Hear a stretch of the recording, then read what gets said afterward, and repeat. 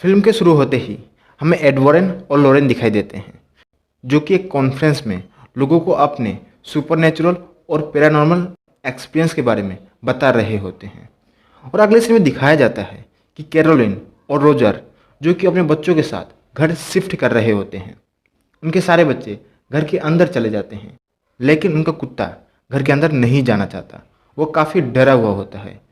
उन दोनों के 5 बच्चे होते हैं, एंड्रिया, नैन्सी, क्रिस्टाइन, सैंडी और अप्रैल। अप्रैल को घर के आगे बहुत बड़े पेड़ के नीचे एक म्यूजिक बॉक्स मिलता है, जिसमें एक शीशा लगा होता है। जबकि बाकी सारी लड़कियां घर के अंदर खेल रही होती हैं, तभी अचानक उनसे एक पाइनवुड टूट जाता है। वो पाइनवुड किसी दरवाजे को छुपाने के लिए लगाया गया था। जब उनके फादर चेक करते हैं तो उस दरवाजे के पीछे एक स्टोर रूम होता है। उस स्टोर रूम में काफ़ी अंधेरा होता है। वहाँ पर उन्हें एक पियानो और काफ़ी सारी पुरानी चीज़ें नज़र आती हैं, जबकि उनका कुत्ता काफ़ी परेशान होता है और लगातार भौंक रहा होता है। अगली सुबह जब कैरोलिन उठती है तो उसके पैरों पर काफ़ी चोट के निशान मिलते हैं और उनके घर की सारी घड़ियाँ 3:07 पर रुकी हुई होती हैं और उनकी बेटी अप्रैल को उनका कुत्ता बाहर मरा हुआ मिलता है। अगले सीन में हमें एडवर्डन के घर में घोस्ट म्यूजियम को दिखाया जाता है। उनके साथ एक प्रेस रिपोर्टर भी होता है।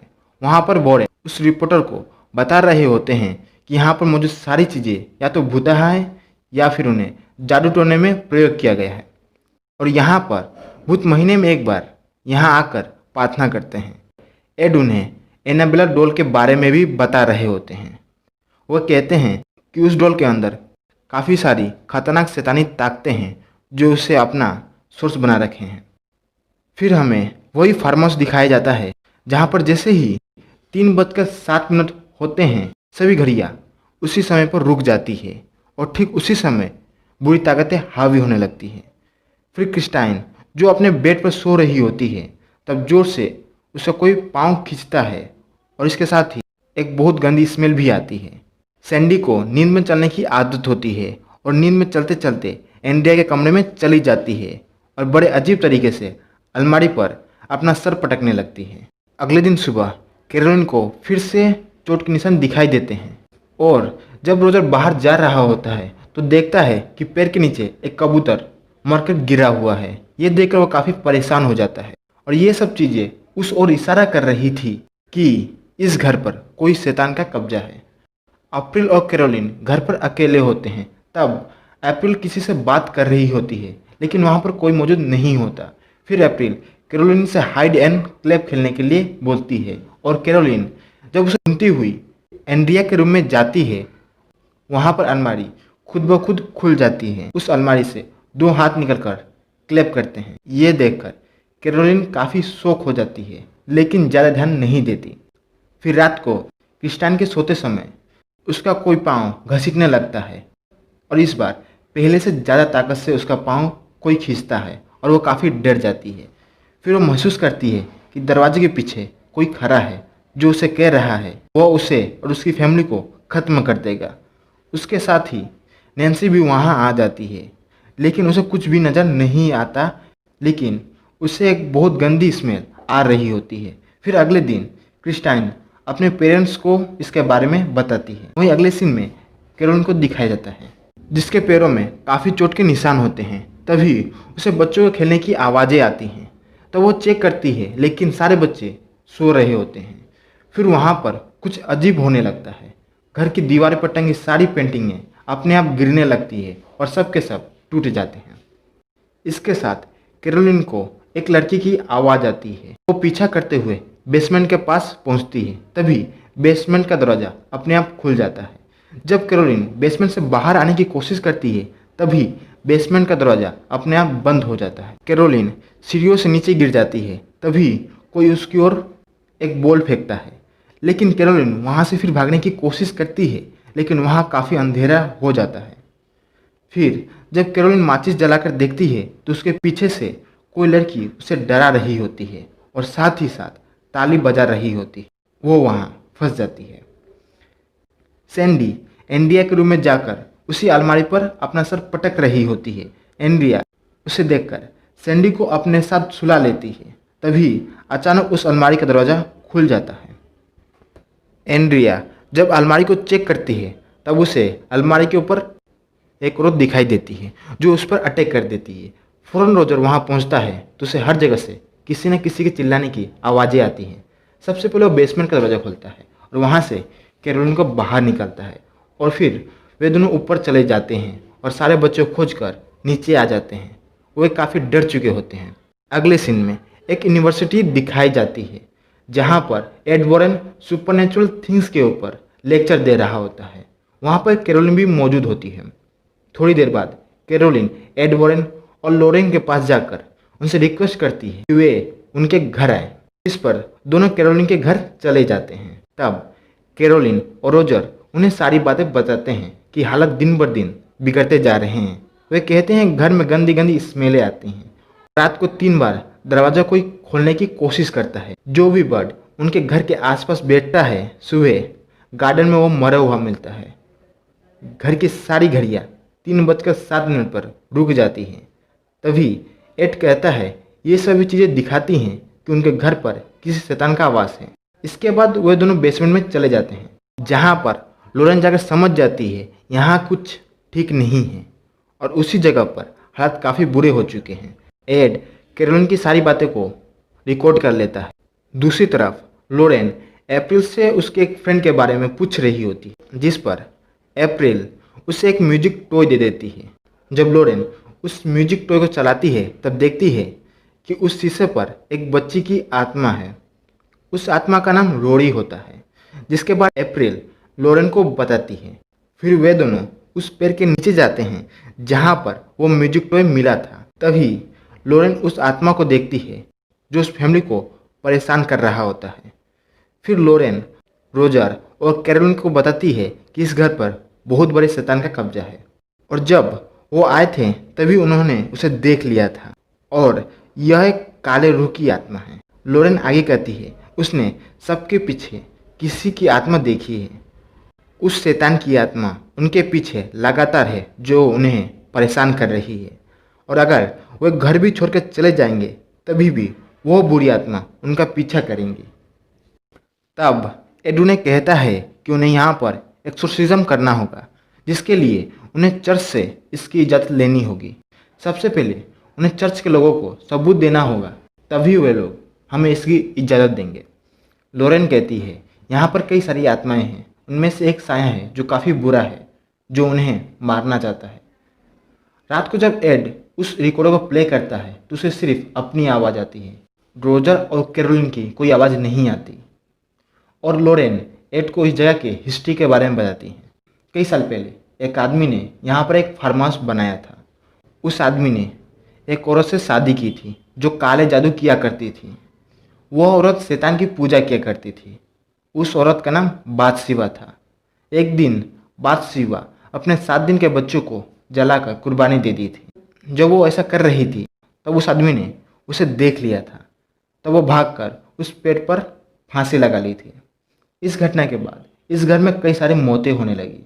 एक दिन यहीं पर रोनी नाम का बच्चा खो गया था। तब उसकी माँ उसकी याद में स्टोर में सुसाइड कर ली थी। इसके अलावा यहाँ पर एक पड़ोसी ने यहीं पर आत्महत्या कर ली थी और घर के पास तालाब में एक बच्ची की डूबने से मौत हो गई थी। वे लोग जब बातें कर रहे होते हैं तभी अचानक रिकॉर्डर अपने आप चलने लगता है। अब एड की आवाज़ के साथ साथ एक डरावनी आवाज़ भी आने लगती है जो कि काफ़ी खतरनाक होती है और उस वक्त टाइम 3:07 हो रहा होता है। अगले दिन एड और लोरेन रोजर के घर जाकर सारे सबूत इकट्ठा करने लगते हैं ताकि वो चर्च को दिखा सके। इस काम को करने के लिए एक पुलिस ऑफिसर भी उनकी मदद करता है जिसका नाम ब्रेड होता है। घर के चारों तरफ कैमरे वॉइस रिकॉर्डर लगाने लगते हैं। अंदर लोरेन कैरोलिन की पूरी फैमिली की एक तस्वीर देखती है और यह तस्वीर उनके लिए काफ़ी खास होती है।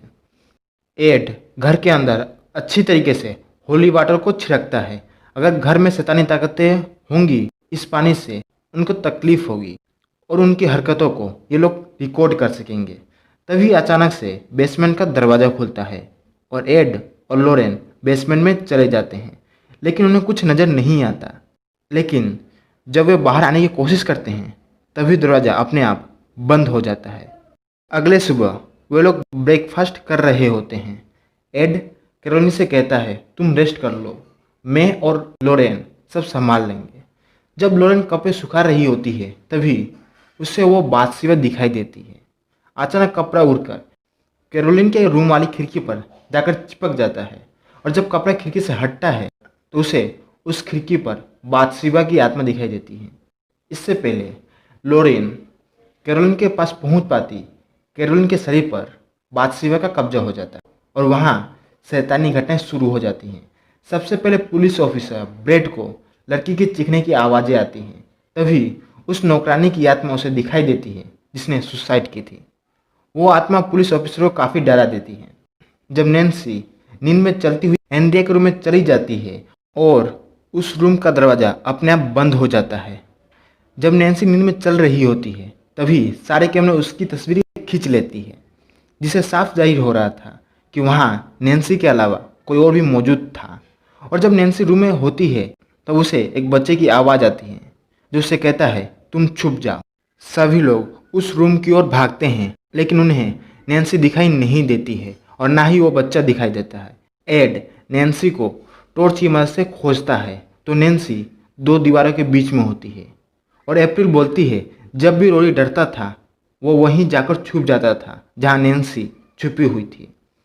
तो अभी लोरेन वहां पहुंच जाती है जहां उसे टॉयस और म्यूजिक प्लेयर भी दिखाई देता है और उसे वहां वो रस्सी भी मिल जाती है जिसकी मदद से बातशीवा ने सुसाइड की थी। अचानक उस रूम का फर्श टूट जाता है और लोरेन नीचे गिर जाती है। लोरेन अब स्टोर रूम में आ जाती है जहां पर उसे म्यूजिक प्लेयर के शीशे पर उसे रोरी की माँ की आत्मा दिखाई देती है जो कि बुरी तरीके से रो रही होती है। रोरी की माँ की आत्मा कहती है, उसने मुझसे ऐसा करवाया था। तभी वो आत्मा गायब हो जाती है। तभी वहाँ बातशीवा की आत्मा आ जाती है जिसे देखकर लोरेन काफ़ी डर जाती है और जब लोरेन वहाँ से भाग रही होती है तभी बातशीवा लोरेन की गले की चेन खींचती है जिससे वो लॉकेट टूट जाता है जो उसकी बेटी ने उसे दिया था। उसकी बेटी का नाम जूडी होता है। अब लोरेन ऊपर जाकर सबको बताती है कि ये बुरी आत्मा सिर्फ मोम्स पर हावी होती है और उनके ही हाथों बच्चे की जान ले लेती है। अब लोरेन कहती है कि धीरे धीरे यह बुरी आत्मा कैरोलिन पर हावी होने लगी है और कैरोलिन के शरीर पर जो निशान हैं ये उसी आत्मा की करतूतें हैं। तभी अचानक घर में टांगे गए सारे क्रॉस गिरने लगते हैं और नैन्सी को कोई बालों से पकड़कर बुरी तरीके से घसीटने लगता है, लेकिन वे लोग नैन्सी को किसी तरह बचा लेते हैं। तभी वे लोग घर को छोड़ने का फैसला ले लेते हैं। तब एड रोजर को कहता है कि ये सारे सबूत हम चर्च को देंगे, फिर यहाँ पर एक्सोर्सिज्म करेंगे। तभी लोरेन को अपनी बेटी जूडी की आवाज़ आती है और पास में एक तालाब होता है जिसमें उसे अपनी बेटी की डेड बॉडी नजर आती है। वो काफ़ी डर जाती है और अपने बच्चे के लिए परेशान होने लगती है और एड को इसके बारे में बताती है कि ये एक इशारा है। अगले दिन एड और लोरेन फादर को ये सारी बातें बताते हैं और सारे सबूत दिखाते हैं और उनके पास एक तस्वीर भी होती है जिसमें नैन्सी नींद में चल रही होती है। उस तस्वीर में नैन्सी के अलावा रोरी की आत्मा भी होती है। तब फादर कहते हैं कि उन्हें अथॉरिटी से परमिशन लेनी होगी क्योंकि वे नॉन कैथोलिक हैं। अगले सीन में एड और लोरेन की बेटी जूडी को दिखाया गया है। बातशीवा की आत्मा उस लॉकेट के जरिए वहां तक पहुंच चुकी होती है। तभी बातशीवा जूडी की पाँव खींचती है जिससे वो जाग जाती है और काफ़ी डर जाती है और अपने पेरेंट्स को खोजने लगती है। यहाँ पर उस घोस्ट म्यूजियम में एनाबेला की डॉल नहीं होती जिससे जूडी काफ़ी डर जाती है। तभी उसे बातशीवा नजर आती है जिसकी गोद में एनाबेला की डॉल होती है। बातशीवा जूडी को नुकसान पहुंचाने की कोशिश करती है कि तभी उसके पेरेंट्स वहां आ जाते हैं और जूडी को बचा लेते हैं। वहीं कैरोलिन, क्रिस्टाइन और अप्रैल को अपने साथ लेकर जा रही होती है। जैसे ही रोजर यह देखता है वो फौरन एड को इसके बारे में बताती है। लोरेन कहती है कि कैरोलिन वो अपने बच्चों को ले जा रही है क्योंकि ये सारी शैतानी ताकतें मोम्स के जरिए अपने बच्चों को मरवाती है। जब ये दोनों उस घर तक पहुंचते हैं तब कैरोलिन क्रिस्टाइन को मारने वाली ही होती है और वे क्रिस्टाइन को बचा लेते हैं और उसे कार में बिठा देते हैं।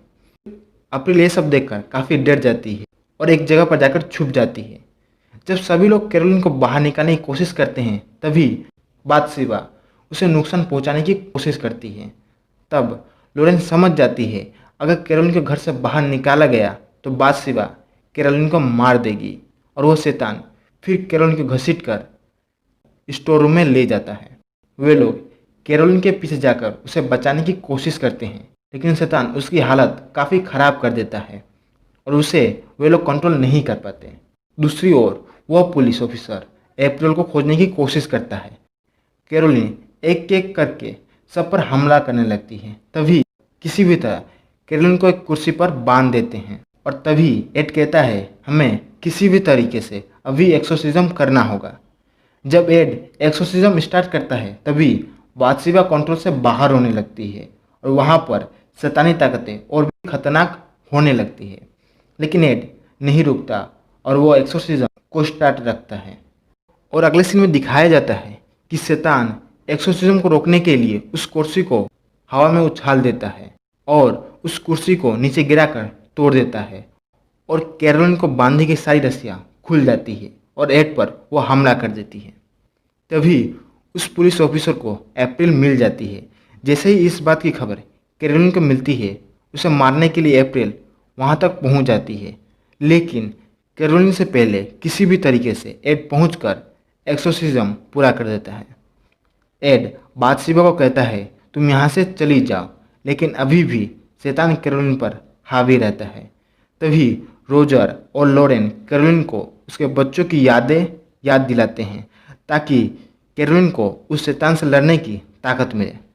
और अंत में कैरोलिन और उसकी फैमिली जीत जाती है और वो बुरी आत्मा वहाँ से चली जाती है। कैरोलिन अभी नॉर्मल हालत में आ जाती हैं।